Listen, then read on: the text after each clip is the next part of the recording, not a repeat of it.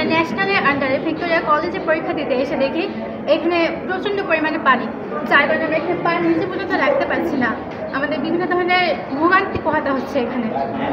আশা করি এটা যেন ম্যানেজমেন্ট ব্যবস্থা, অনেকবার ওনাদের হেল্পলাইন নাম্বারে কল দেওয়ার পর আমরা ওনাদের পাইনি, সবগুলো নাম্বার বন্ধ ছিল।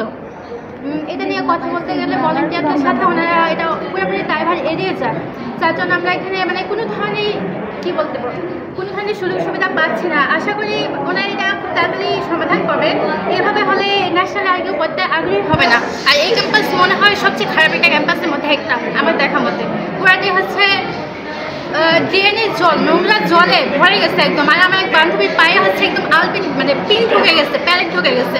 তো এই অবস্থা আমরা এখানে পরীক্ষা দিতে পারবো না। যাই হোক, আশা করি আপনার ম্যানেজমেন্ট ব্যবস্থা এটা দেখবেন। আর আপনাদের এই যে ব্যবস্থাপনা এটা একটু ভালো করা উচিত। আমরা সর্বদিক থেকে প্রায় একটা আবদ্ধ জালের মধ্যে থাকি।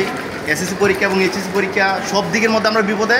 এখন যখন আমরা ভর্তি পরীক্ষা, অনার্স ভর্তি পরীক্ষা ভিক্টোরিয়াতে আসছিলাম, অবস্থাটা দেখেন, মানে মাছ ধরা যাবে এরকম অবস্থা।